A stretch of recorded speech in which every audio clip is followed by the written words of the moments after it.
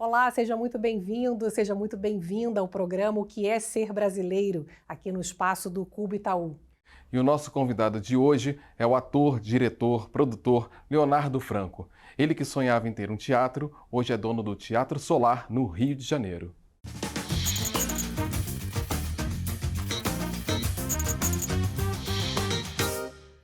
Estamos aqui com o Léo Franco. Muito obrigado pela sua presença, Léo. Léo, obrigada. A gente está muito feliz de te receber aqui no Eu programa. estou felicíssimo, vocês são dois queridos e é uma honra estar presente aqui no programa de vocês. Obrigado. Você pode nos dizer quem é você?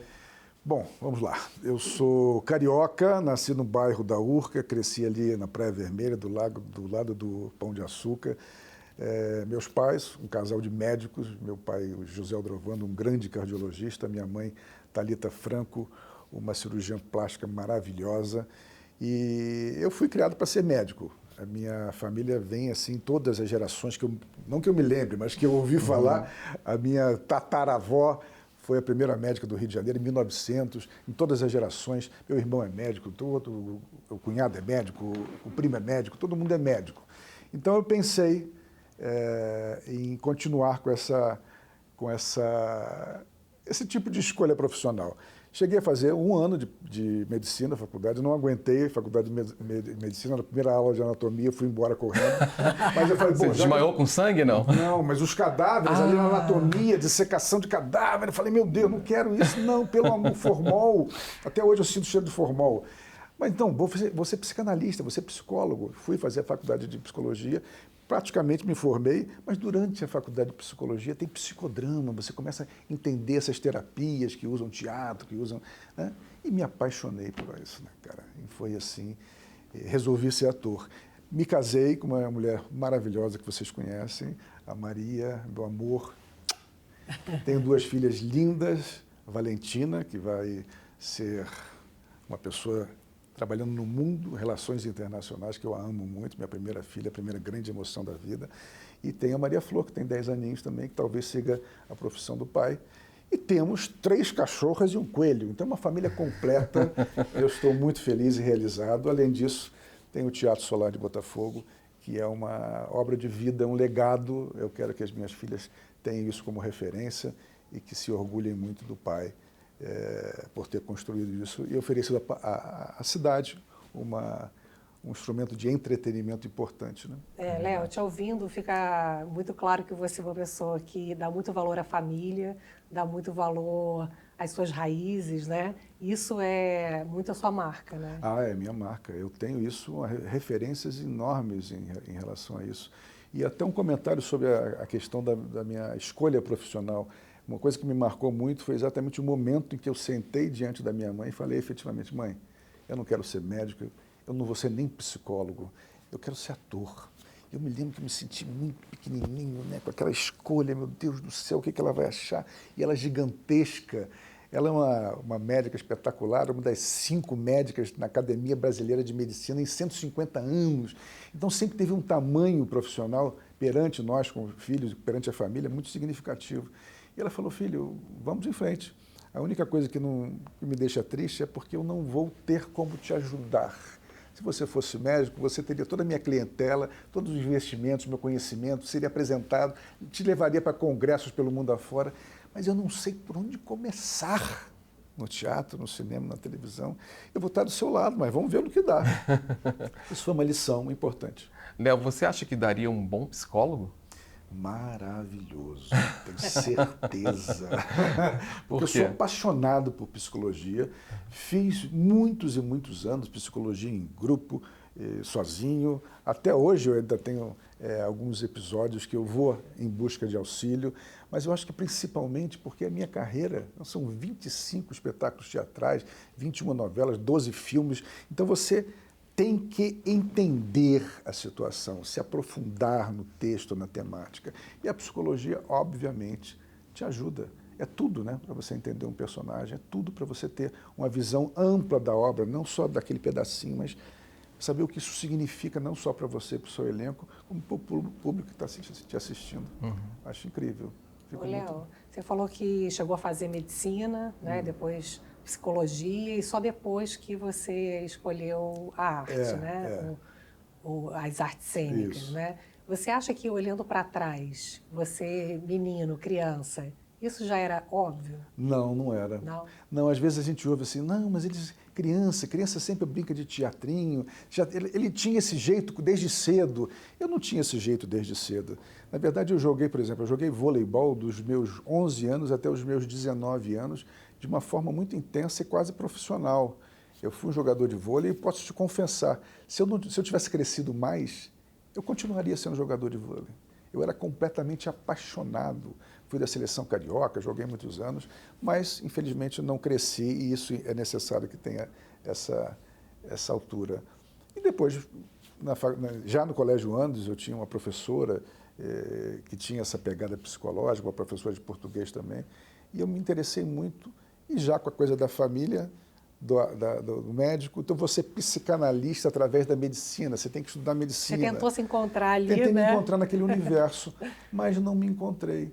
Então eu resolvi efetivamente ser ator também, eu não digo tarde, mas com uns 23, 24 anos. E você começou? Eu comecei a levar a sério, porque as pessoas elas se interessam muito mais cedo, né? E teatro, a Maria Flor, minha filha de 10 anos, acabou de fazer um filme. Quer dizer, com 10 anos, eu fiz o primeiro filme quando tinha 38.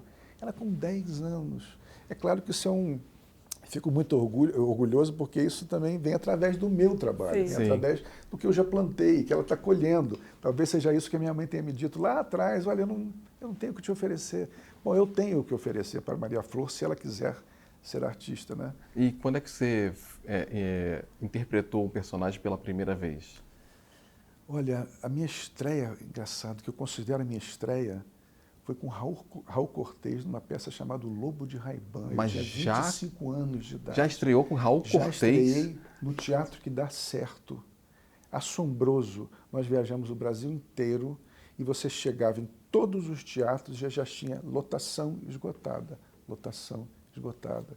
Depois cheguei a fazer o Rei Lear aqui com o Raul também, mas isso bem depois. Lotação esgotada. Então eu conheci o Teatro que Dá Certo muito cedo. Isso me influenciou bastante. Eu tinha uma perspectiva de sucesso muito clara, né? Começou bem, né? Comecei bem.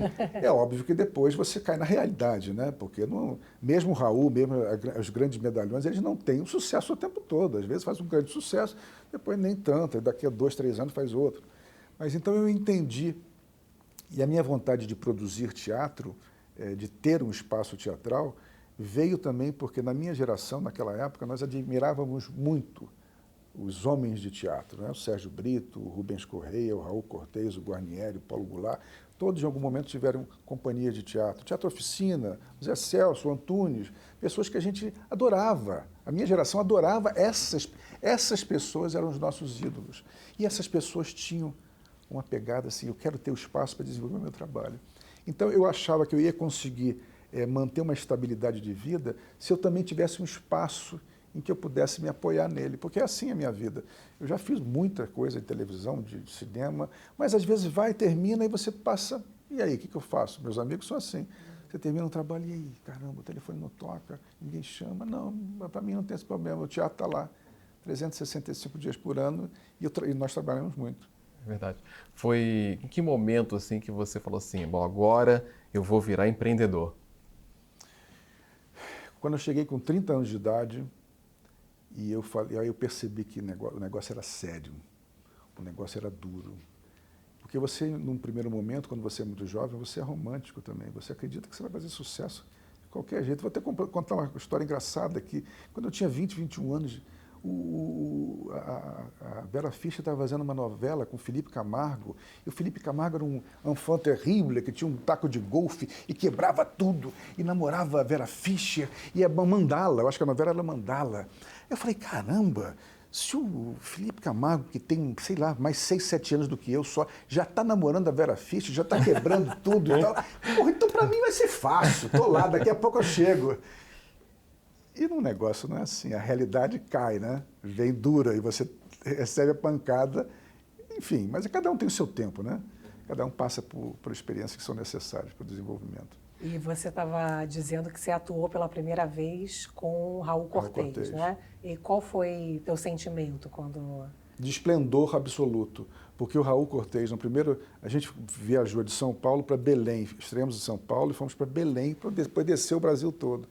E na coxia, em Belém, ele me abraçou e falou: você vai ter uma carreira linda, você é um grande ator, você é um grande companheiro de trabalho.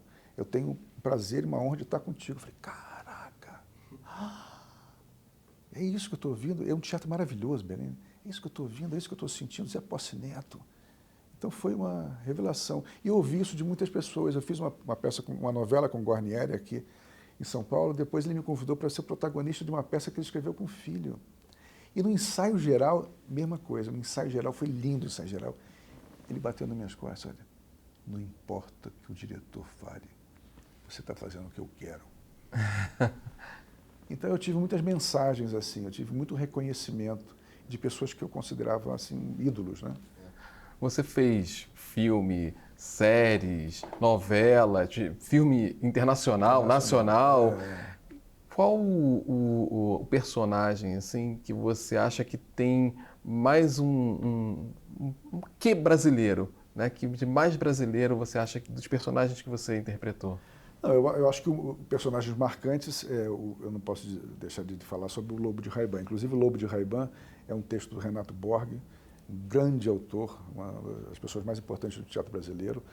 Ele escreveu uma versão feminina do Lobo de Ray-Ban, porque a Diniz Fati pediu: eu quero fazer essa peça, faz uma versão feminina. Ficou pronta a versão feminina, a Diniz Fati, infelizmente, faleceu 3 meses depois. Essa versão feminina eu guardei durante 18 anos. Eu achei na Biblioteca Nacional do Rio, nem o Borg mais tinha. Eu guardei escondido para ninguém saber. Um belo dia, Cristiane Torlone me ligou: escuta, é verdade, não é uma lenda que existe essa peça? Não, não é uma lenda. Então, a Cristiane Torlone fez o papel principal, eu fiz o segundo papel. E agora eu vou fazer o Lobo de Ray-Ban no próximo ano, no papel que o Raul Cortez fez. Olha, ele fez nessa lindo. idade. Então isso eu considero uma grande coisa. E o filme que você falou, o filme que eu fiz com o Darín na Argentina, no Chile, é mais brasileiro impossível, porque eu fiz o presidente do Brasil, né? Então você imagina uma cúmbre, uma assembleia de presidentes da Latinoamérica toda, contracenando com o Darín, que é um monstro, né? E que é um homem elegantíssimo, generosíssimo, uma pessoa assim, que senta com você agora e começa com você, fala de futebol, de filosofia alemã. Não tem papo. Então foi uma realização muito grande, porque viajamos e uma superprodução internacional, estreou no Festival de Cannes de 2017. Então eu considero assim uma das coisas mais importantes da minha vida, óbvio, né? Ô, Léo, é interessante olhar para você, que o Nando falou que eu digo que artista é tudo doido, mas você... Ela sempre diz isso, sempre. Você conseguiu aliar a arte e, ao mesmo tempo, há uma estabilidade, né? Isso significa que você é um artista diferente? Eu sou menos doido. Porque ela sempre diz: o músico, ator, esses colegas seus são todos doidos, né? Não, mas é porque você tem um perfil mais centrado mesmo, né? Porque normalmente o artista, como você falou, tem vários amigos que vivem em altos e baixos muito grandes, né, durante a vida, né? O tempo inteiro. Eu tenho amigos que até que desistiram, tenho amigos que estão passando por problemas, principalmente depois da pandemia. Eu consegui, como eu te falei, eu consegui criar esse projeto que eu sou lá de Botafogo, que demorou 20 anos conseguir reunir condições, depois 6 anos para ser construído, e está completando 17 anos agora, em outubro. Inclusive, a minha vida mudou completamente depois que o Solar de Botafogo abriu, porque 3 dias depois, Valentina nasceu. Olha. Então, quer dizer, tudo junto. Nasceu tudo, né? Nasceu tudo. Eu já estava com 42 anos de idade. 42 foi a Flor. Eu estava com 39, 40 anos quando nasceu a Valentina. Depois da inauguração do teatro. Então, esse simbolismo todo está muito, muito presente. E me trouxe uma estabilidade que eu precisava, até para relaxar.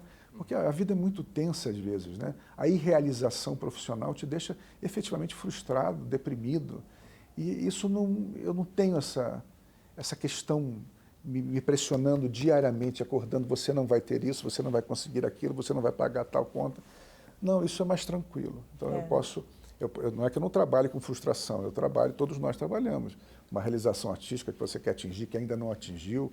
Mas, enfim, isso faz parte do caminho, né? Isso tem a ver com, eu acho que eu psicóloga, né?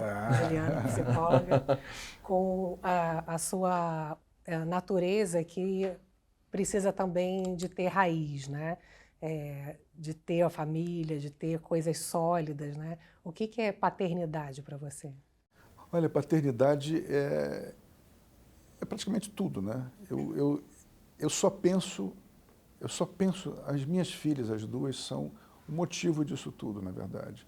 O que eu faço, por exemplo, a Valentina estar aqui hoje, nos assistindo, me causa uma emoção assim que você não tem ideia, porque é como se ela estivesse participando de uma conquista minha.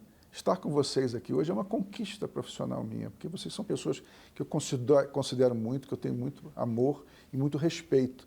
Então ela está me acompanhando, ela veio para São Paulo para assistir a peça que eu estou fazendo. Isso é fundamental e eu sinto que o Solar de Botafogo é um legado. Elas vão olhar para aquele teatro e vão pensar, quando partir, olha o que meu pai deixou, olha quantas coisas ele fez. Porque nesses 17 anos já foram mais de 900 shows, 250 peças, 90 exposições, a quantidade de mais de 5 milhões de pessoas já circularam lá. Então isso você cria, isso você torna possível. E eu quero que elas me vejam assim. Então a emoção é muito grande. Eu fico meio de... Confesso que eu fico com dificuldade de falar. É paizão. É paizão. Bom, você estava falando do Solar, a gente vai voltar daqui a pouquinho com a história desse centro cultural que é o Teatro Solar. Não sai daí.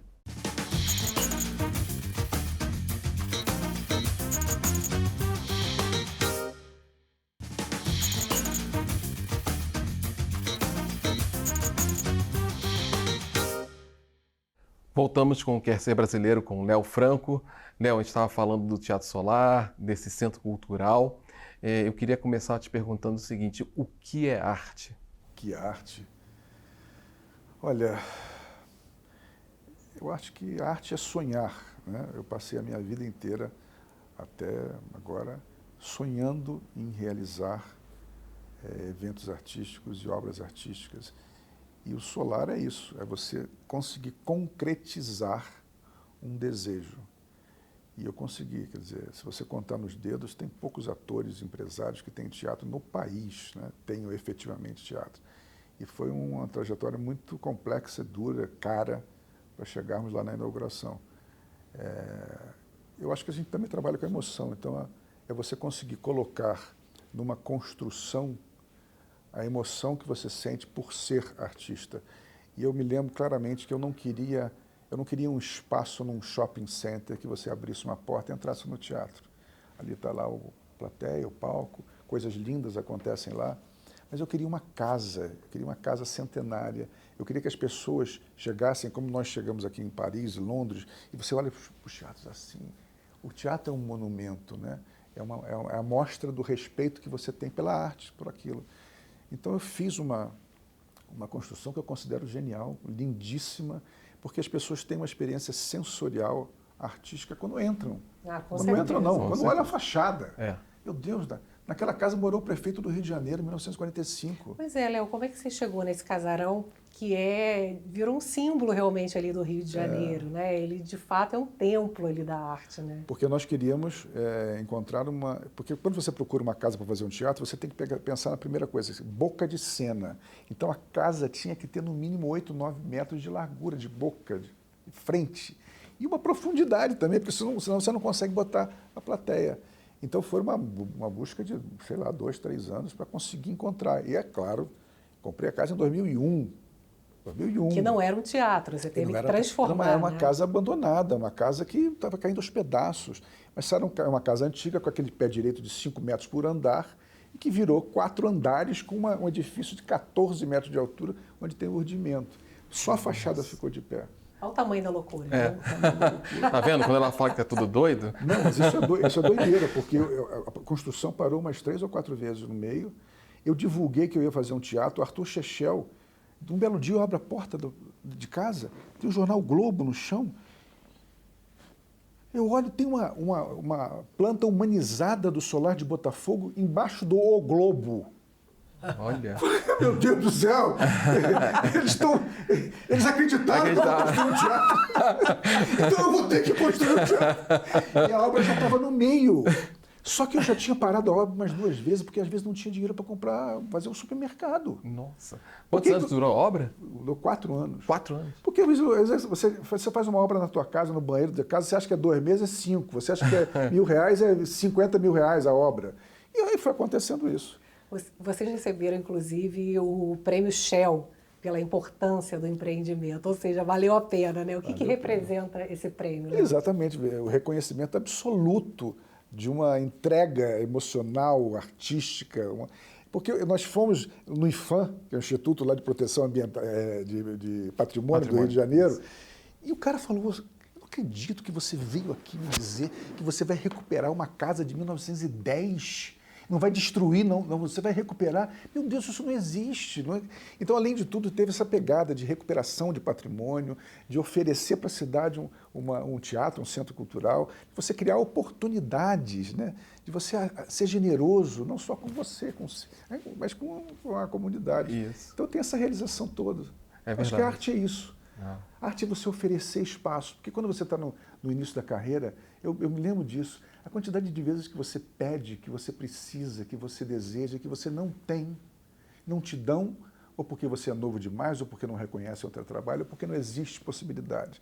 Então eu faço questão de oferecer as melhores condições para quem vai no Solar. A gente está falando do Teatro Solar e está falando de centro cultural, porque não é só teatro, né? Ele tem outras unidades ali dentro do próprio Exatamente. teatro. Nós somos uma escola de música, nós somos uma galeria de arte, nós somos um bar, somos um teatro. Nós fazemos eventos artísticos não só de cinematográficos, como fazendo festas. Então é tudo que você possa imaginar, o Solar já fez. Não tem nada que eu não tenha feito. E você acha que empreender se aproxima do teatro, já que a gente está falando de transformar sonhos em realidade? Ah, sim, com certeza. Eu nunca... Às vezes eu fico assim, por exemplo, um exemplo, outro dia estava a Cor do Som. Vocês lembram da Cor do Som? A Cor do Som. A Cor do Som tocou no Solar de Botafogo. Ai, que lindo. Aí eu sentei na beira do palco, mandei tirar uma foto. Olha o que o Teatro Solar me trouxe. Olha a quantidade de grandes artistas. Tiago York se lançou lá, Ana Vitória se lançou lá, Brian Bair se lançou lá, o João se lançou lá. Quer dizer, nós recebemos também um prêmio de melhor palco de lançamento da Firjan, 2013. Quer dizer, é um reconhecimento absoluto. E eu tenho essa resposta dos produtores do Rio de Janeiro, não só do Rio de Janeiro, de São Paulo também, o respeito que eles têm pelo Solar, no que ele já se transformou.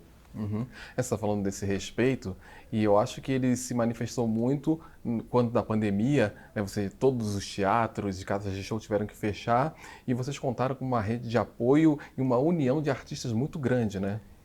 Nando, isso me deixa assim completamente... Eu fico meio nas nuvens, porque a pandemia foi péssima, né, para a gente, no sentido que o teatro ficou fechado quase 24 meses. E você imagina o que se perdeu, né, de possibilidades artísticas, o que gastamos de dinheiro que não tínhamos. Ficou com medo de fechar? Com medo de fechar. E fizemos essa solicitação de participação da classe teatral, cinematográfica.